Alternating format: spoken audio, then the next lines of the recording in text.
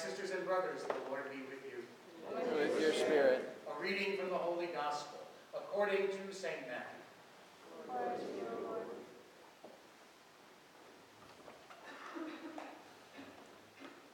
Jesus took Peter, James, and John his brother, and led them up a high mountain by themselves.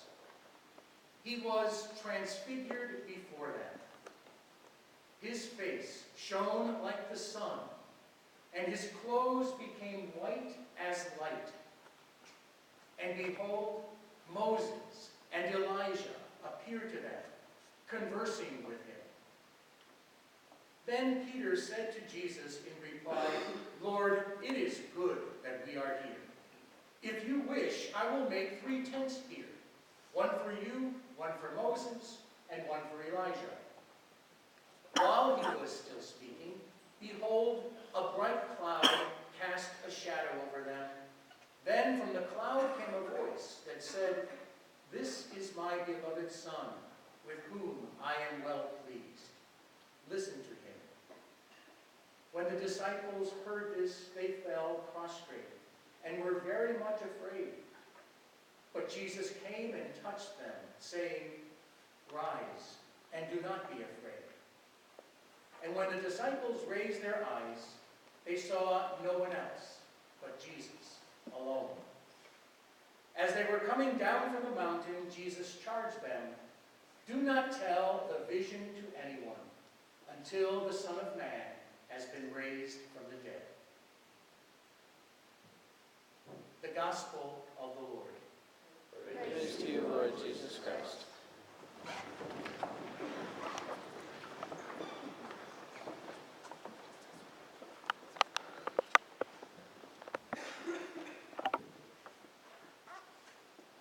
When you do something for the first time, it could be very scary. I remember as if it were yesterday, my mother and father on either side of me, walking me up the hill to kindergarten. Everything was happy-go-lucky until I got inside. And I saw the teacher, who was probably much younger than me, who, when I looked in her face, all I could see is a reflection of the Wicked Witch of the West. And I didn't want to stay, and I know I cried. And I know my mom and dad stayed as long as they could before they had to let me go and be there alone. I remember when my dad took the training wheels off of my bicycle for the first time. It was a bit scary, but I know he was there holding on until I got the hang of it and finally let me go, and I was confident once he let me go. Do you remember how you learned to swim? My parents did not just throw me in the ocean and said, sink or swim. My mother actually held me in her arms like this and told me to move my hands, kick my feet, until I was sort of comfortable in her arms, and then she just slowly let them down, and I went swimming along my way. It's nice to have somebody with us when we're doing things that sometimes frighten us. You all know what this is. If you've ever been on a CCM retreat, or if you've ever done a team building exercise, you know it's a blindfold, and you know that you wear it for something called a trust wall. If I were to put it on, and John were to come here and spin me around, I bet I'd never make it to the back where Jordan's standing to get another songbook without bumping into things. I wonder how Abram, soon to be Abraham, and his wife Sarah felt when God called them in the first reading to go to a new country, to a new land. He didn't tell them where. They had no clue of where they were going. There were no GPSs or maps. They were probably very afraid, as if they were blindfolded. But the key is they trusted that God would not lead them to a bad place, that God would fulfill his promise. and make him Abraham, the father of all of us. Our gospel today comes immediately after Jesus predicting his passion to his friends, the disciples, for the first time. And I made note of it a few weeks ago. When he did, Peter said, "God forbid that you ever have to suffer." And that's when Jesus said, "Get behind me, Satan." But all thinking about that Jesus had to suffer and die made them very sad, maybe even depressed. And so Jesus leads them by the hand to the top of Mount Tabor. And there is transformed, transfigured, to show what the glorious resurrection face would look like, the glorious resurrection body would look like. And there is the pillars of the Old Testament, Moses and all the others telling him that, yes, this is a great moment. And impetuous Peter, probably very much like us, let's build some tents. Let's stay here forever. It's a moment of glory. I don't want to leave. I don't want to go. They eventually had to go back down the mountain to reality. Marcel Proust, the writer, called what happened on that mountain privileged moments. We all have privileged moments, don't we? I started to think of mine today as I was preparing for Masses tonight. I remembered 29 years ago, dressed in an alb and a deacon's stole, walking down the aisle of Immaculate Conception Cathedral in Albany, New York, for my ordination with my 7 classmates.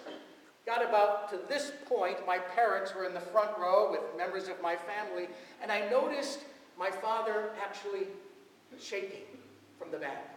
And I got up next to him. I actually stopped the procession and asked my dad if he was okay. And he said, "I'm fine. I'm just so happy for you." I had never, in all of my days, seen my dad cry until that day. 4 years ago, at my 25th anniversary of ordination, in my home parish in Stratford, Connecticut, there was my family and friends and parishioners, friends from all the places I have served for that wonderful occasion, and there were my parents crying their eyes out, remembering how happy they were 25 years ago. As I did some more reminiscing, when I was living in Danbury, Connecticut, my 3 nephews were in high school years. They all played football, basketball, baseball. And this was an away basketball game, and not far from my parish. And I drove, and my nephew Joe was co-captain, and he was in the layup line. He saw the basket was right above the door that I entered in. He saw me come in. He broke away from the line. He came up to me, hugged me, kissed me on my cheek, and said, "I love you, Uncle." And I cried all the way to the bleachers. A privileged moment. 2 weeks ago, I went to Greenville to visit my dad, as I often do.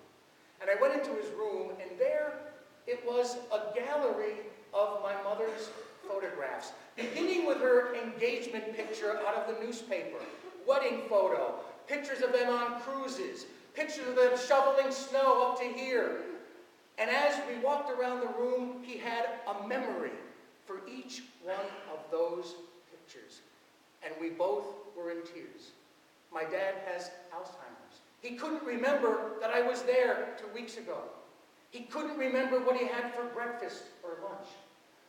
But thankfully, he remembers those privileged moments that each of us, if we think long and hard, we definitely have. Peter, James, and John had to come down that mountain after the transfiguration. They had to face the days ahead of Jesus' suffering, his passion, his crucifixion, and death. And they lived happily through his appearances after his resurrection. And then when he ascended, there they were, all by themselves, as if they had a blindfold on, trying to follow the instructions of Jesus to make disciples of all the nations. They had a difficult time. We have a difficult time sometimes. But we have to remember that God has a plan for us.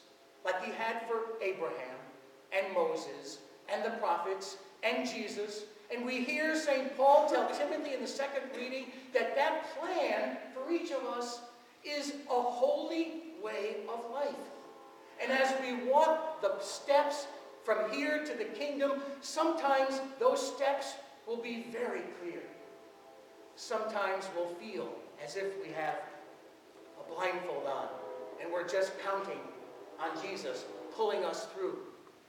Sometimes some of those steps we'll only understand in hindsight, which, as you know, is 2020. But the key is God does have a plan. He walks with us each and every day. Sometimes, like I said, we feel like we have blinders, but it's all of those privileged moments that take us to the next step and the next one. And so I ask you to remember the privileged moments that you have if you take a few minutes out of your busy schedules to actually write some of them down. Keep the details going. Let your eyes experience them, be the camera that records them, and your brain be the biographer that writes them down, and every detail, those privileged moments get us through day by day to the glory